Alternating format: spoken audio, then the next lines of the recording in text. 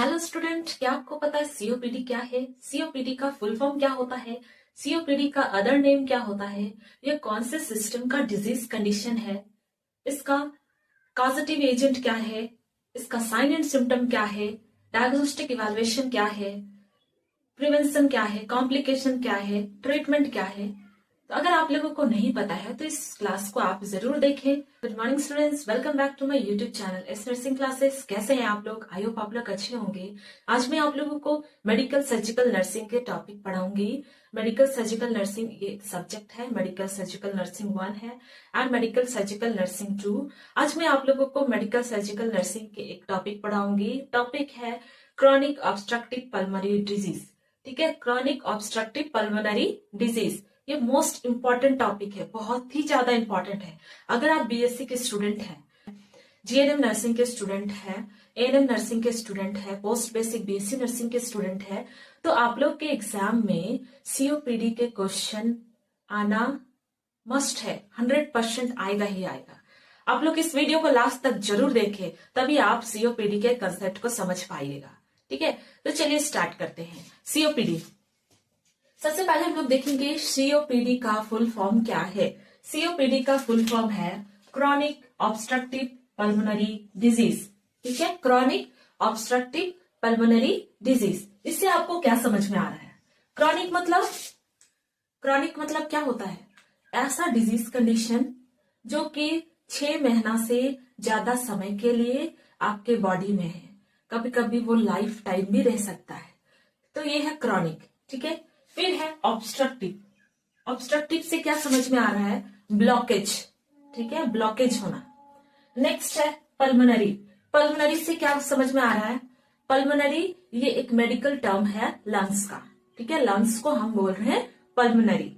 ठीक है, next disease. Disease बीमारी। ये समझ में आ गया सबको? ओके, तो अभी हम लोग नेक्स्ट देखेंगे इंट्रोडक्शन। इस क्लास में लास्ट तक बने रहिए, तभी आपको समझ में आएगा क्रॉनिक ऑब्स्ट्रक्टिव पल्मोनरी डिजीज क्या है। ठीक है, अगर आप स्किप कर करके वीडियो देखेंगे तो आपको बिल्कुल भी समझ में नहीं आएगा। जितने भी एक एक पॉइंट्स है आपको अच्छे से समझना होगा। ठीक है, इसीलिए आप वीडियो को स्किप करके ना देखें। ठीक है, आप कंप्लीट वीडियो को देखें, तभी आप सीओपीडी के कंसेप्ट को क्लियर कर पाइएगा। ठीक है, चलिए स्टार्ट करते हैं। सीओपीडी, सीओपीडी इसमें क्या होता है? ये एक क्रॉनिक ऑब्स्ट्रक्टिव पल्मोनरी डिजीज है। इसका मतलब ये लंग्स का डिजीज है। लंग्स में क्या हो रहा है? ऑब्स्ट्रक्शन हो रहा है। ठीक है, ऑब्स्ट्रक्शन हो रहा है। और ये किस टाइप का डिजीज है? क्रॉनिक डिजीज है। मे बी ये क्रॉनिक हो सकता है। क्रॉनिक मीन्स लंबे टाइम के लिए इस डिजीज से पेशेंट ग्रसित हो सकता है। और ये डिजीज हो सकता है सेकेंड थर्ड अलग अलग डिजीज भी कॉज कर सके। ठीक है, कॉज कर सकता है। इस सीओपीडी के वजह से पेशेंट के रिस्पिरेटरी सिस्टम में हो सकता है और भी नए नए डिजीज कंडीशन हो जाए। ठीक है, तो इसीलिए इसको टाइम पे ट्रीटमेंट करना जरूरी है। यहाँ पे देखिए, सीओपीडी का अदर नेम है क्रॉनिक ऑब्स्ट्रक्टिव लंग्स डिजीज।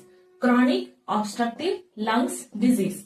ठीक है, नेक्स्ट इसका अदर नेम है क्रॉनिक लोअर रेस्पिरेटरी डिजीज। ये एक लोअर रेस्पिरेटरी ट्रैक्ट का डिजीज है।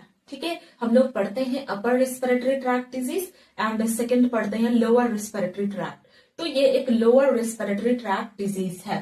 ठीक है, नेक्स्ट हम लोग देखेंगे definition. Chronic obstructive pulmonary disease, ठीक है, ये एक क्या है? Is a lungs ailment that is characterized by a persistent blockage of airflow from the lungs। ठीक है, यहां तक समझ में आ रहा है सबको? ओके, ठीक है, मैं समझाती हूँ डेफिनेशन। क्रॉनिक पल्मोनरी डिजीज ये एक लंग्स एलिमेंट है। लंग्स एलिमेंट मतलब डिजीज। ठीक है, एक डिजीज है, लंग्स डिजीज है। ठीक है, तो इसका मेन कैरेक्टरिस्टिक्स क्या होता है? मेन कैरेक्टरिस्टिक्स होता है persistent blockage of air flow. ठीक है, लंग्स में परसिस्टेंट ब्लॉकेज होगा, मतलब लंबे टाइम के लिए ब्लॉकेज होगा। ठीक है, और ये क्या करेगा? एयर फ्लो को डिस्टर्ब करेगा। समझ में आ गया सबको? ओके, सीओपीडी ये एक लंग्स का डिजीज है, लोअर रेस्पिरेटरी ट्रैक्ट का डिजीज है। इसमें जो लंग्स है, लंग्स के एयर फ्लो है, उनको ये लंबे समय के लिए ब्लॉकेज करेगा। इसे हम बोलेंगे सीओपीडी। ठीक है, सीओपीडी। नेक्स्ट है COPD includes disease emphysema, chronic bronchitis. COPD जब पेशेंट को होता है उस टाइम पे और भी डिजीज कंडीशन जनरेट हो सकते हैं, जैसे कि emphysema and chronic bronchitis. Emphysema क्या है? इसमें एयर फ्लो ब्लॉकेज होते हैं, एंड क्रॉनिक ब्रोंकाइटिस इसमें इन्फ्लामेशन ऑफ ब्रोंकस होगा। यहाँ पे देखिए हम लोग देखेंगे रिस्क फैक्टर एंड कॉजेस, क्या क्या रिस्क फैक्टर है एंड क्या क्या इसके कॉजेस है। ठीक है, कारण, किस कारण से ये डिजीज कंडीशन होता है। Exposure of tobacco smoke. ठीक है, 80 to 90% जो ऐसे सीओपीडी के केसेस आते हैं वो टोबैको के एक्सपोजर में आने के वजह से ही होता है। ठीक है, मतलब कोई सिगरेट स्मोकिंग कर रहा है, आप उसके आसपास डेली एक्सपोज हो रहे हैं, तो मे बी आपको चांसेस है कि आपको क्या हो, 80 to 90% चांस है कि आपको क्रॉनिक ऑब्स्ट्रक्टिव पल्मोनरी डिजीज होए। ठीक है, नेक्स्ट है पैसिव स्मोकिंग। पैसिव स्मोकिंग ये दोनों लगभग मिलता जुलता है। पैसिव स्मोकिंग मतलब आप स्मोकिंग नहीं कर रहे हैं। एक्टिव स्मोकर किसे बोलेंगे? जो स्मोकिंग कर रहा है। ठीक है, लेकिन पैसिव स्मोकिंग स्मोक के कॉन्टैक्ट में है। ठीक है, तो उसको हम बोलेंगे पैसिव स्मोकिंग। नेक्स्ट है ऑक्यूपेशनल एक्सपोजर। ऑक्यूपेशनल एक्सपोजर, आप ऐसे फैक्ट्री में काम कर रहे हैं जहां पे हमेशा आप उस टॉक्सिक गैसेस के कांटेक्ट में आ रहे हैं, टॉक्सिक स्मोक के कांटेक्ट में आ रहे हैं, आपके लंग्स में वो एंटर कर रहा है, देन उससे आपको सीओपीडी होने के चांसेस हैं। नेक्स्ट है एयर पॉल्यूशन। एयर पॉल्यूशन भी कॉजेस करता है सीओपीडी को। Next genetic abnormalities. Genetic abnormalities, इसमें क्या होगा? Deficiency of अल्फा-1 antitrypsin enzyme. ठीक है, अल्फा-1 एंटीट्रिप्सिन एंजाइम का डिफिशियंसी हो सकता है। ये एक जेनेटिक डिसऑर्डर है। ठीक है, समझ में आ गया सबको? ठीक है, नेक्स्ट है clinical manifestation, sign and symptom. ठीक है, साइन एंड सिम्टम, जब अगर कोई व्यक्ति सीओपीडी से पीड़ित है तो उसके बॉडी में क्या क्या साइन एंड सिम्टम देखने को मिलेगा? कफ, ठीक है, उसको लगातार खांसी आएगी। ठीक है, नेक्स्ट स्पुटम प्रोडक्शन, बहुत ज्यादा स्पुटम प्रोडक्शन होगा। ठीक है, ज्यादा से ज्यादा स्पुटम प्रोडक्शन होगा। Next डिजनिया on exertion. डिजनिया मीन्स सिर चकराना जिसे बोलते हैं। ठीक है, चक्कर आना। तो डिजनिया कब होगा? एक्सर्शन, वो बहुत ज्यादा काम कर लिया, थोड़ा सा पैदल चल लिया, तो उससे क्या होगा? उसको चक्कर आने लगेगा। नेक्स्ट और भी साइन एंड सिम्टम हो सकते हैं। Shortness of breath, shortness of breath. ठीक है, shortness of breath.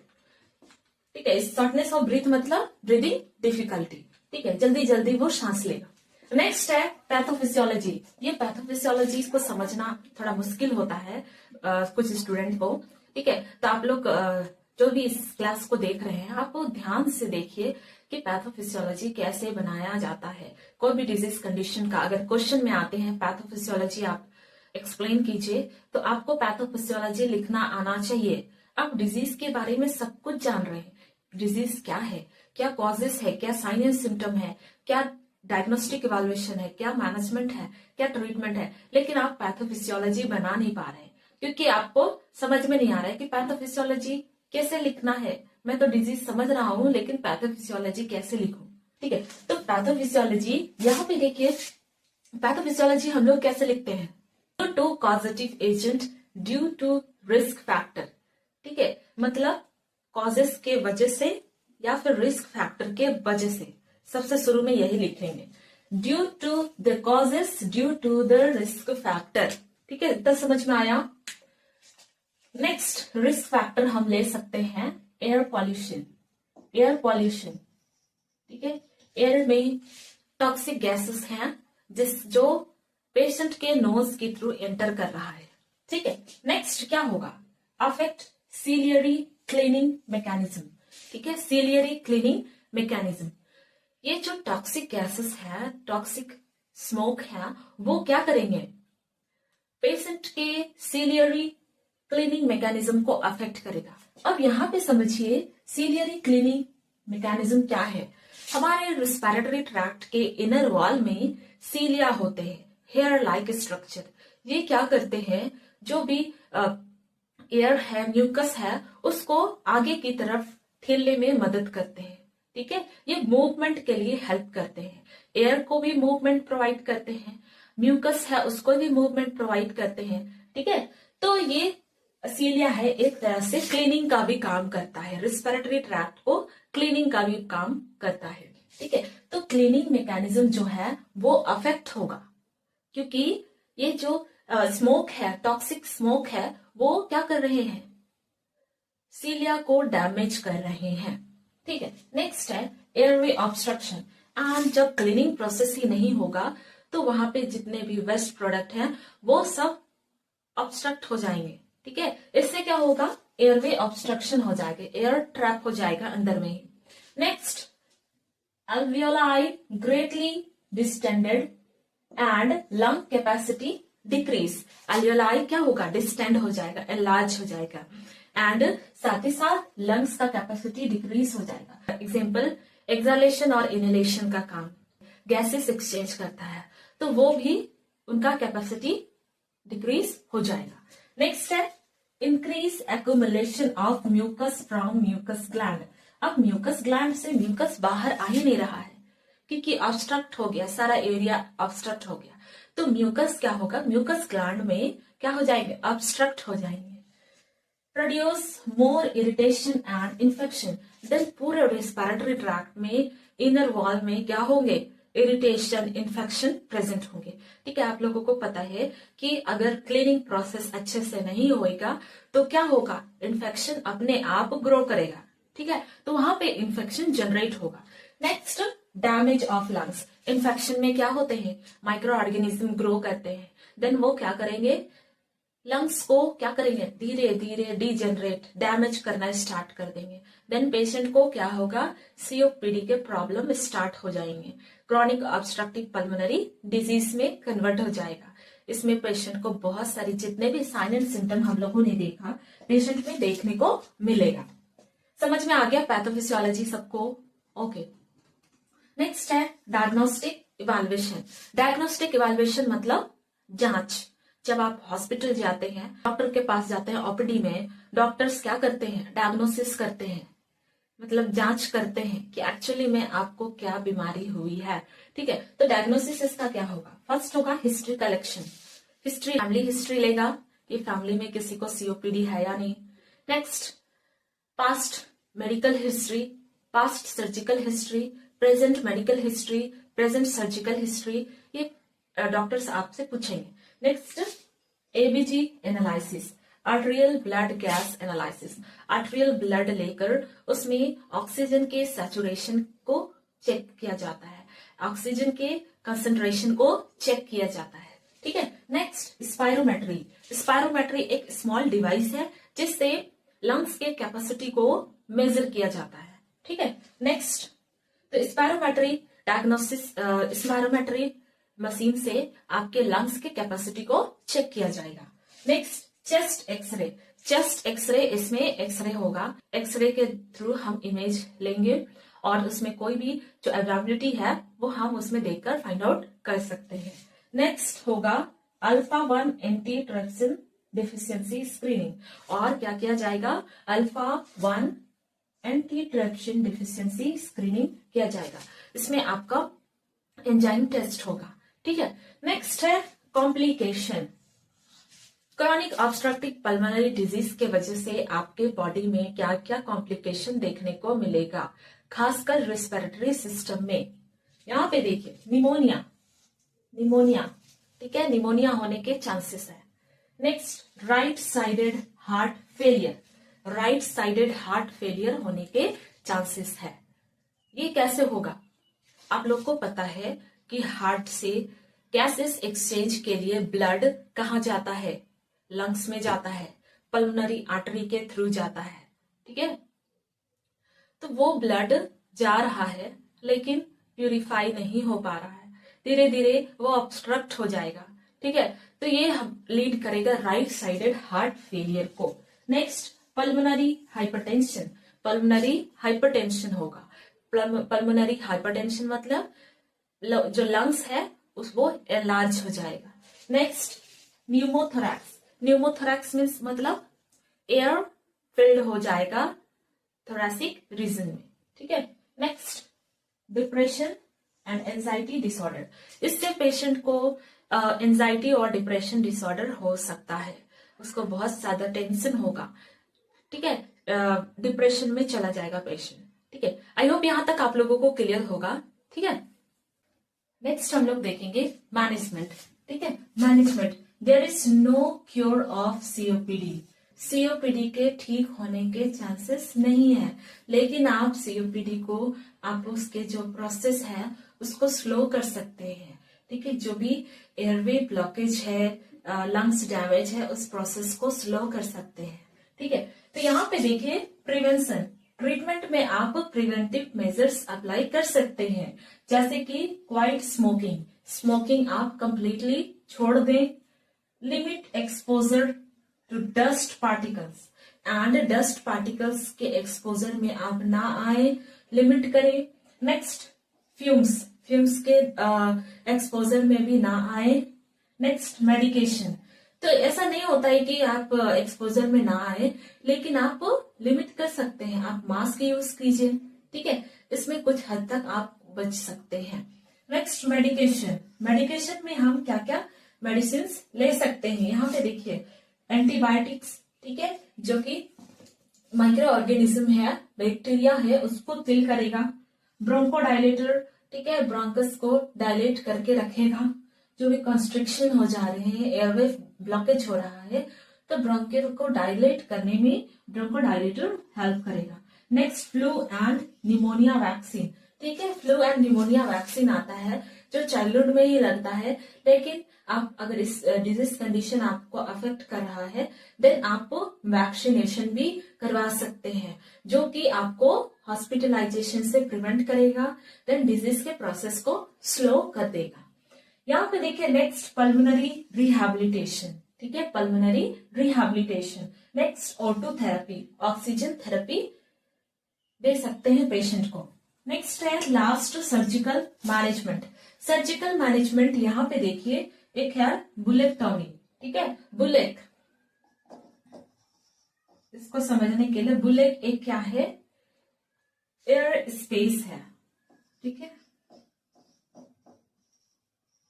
Air filled space जो हमारे थोरैसिक कैविटी में होते हैं, ठीक है, एयर फिल्ड स्पेस जो हमारे थोरैसिक कैविटी में होते हैं, वेंटिलेशन में इसका कोई रोल नहीं होता है, तो हम क्या करते हैं, इन्हीं बुलेक जो एयर स्पेस है उनको हम कट करके रिमूव कर देंगे, ठीक है, सर्जरी के द्वारा।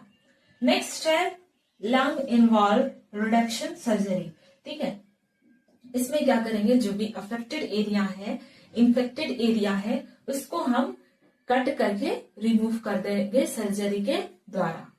नेक्स्ट है lung transplant and last surgery, last option है कि आप लंग्स ट्रांसप्लांट कर लें, ठीक है, लंग्स ट्रांसप्लांट हम पेशेंट को करा सकते हैं, ठीक है। तो आई होप यहाँ तक आप लोगों को क्लियर होगा, आप लोगों को नहीं समझाई। अल्फा-1 anti trypsin deficiency, अल्फा-1 anti trypsin, अल्फा-1 anti trypsin ये एक तरह का प्रोटीन है जो कहाँ से प्रोड्यूस होता है, लीवर में, ठीक है, लीवर में प्रोड्यूस होता है, और इसका काम होता है लंग्स के इन्फेक्शन से प्रिवेंट करना, बचाना, और जो भी लंग्स डैमेज हो रहा है उससे भी प्रिवेंट करना। बहुत हमारे इन्वायरमेंट में बहुत सारे माइक्रो ऑर्गेनिज्म होते हैं, डेली हम माइक्रो ऑर्गेनिज्म के एक्सपोजर में आते हैं, ये हमारे एयर के थ्रू लंग्स में भी चला जा सकता है। तो ये जो प्रोटीन है अल्फा-1 एंटी ट्रिप्सिन प्रोटीन, ये क्या काम करता है, माइक्रो ऑर्गेनिज्म को डिस्ट्रॉय करने का काम करता है, और लंग्स को क्या करता है, डैमेज होने से प्रिवेंट करता है, ठीक है। तो अगर आपका डिसऑर्डर है, जेनेटिक डिजीज है, जिसमें अल्फा 1 एंटीट्रिप्सिन एंजाइम प्रोड्यूस नहीं हो रहे हैं, देन आपके जो लंग्स है वो मोर चांस है कि आप इन्फेक्शन के ग्रसित हो सकते हैं।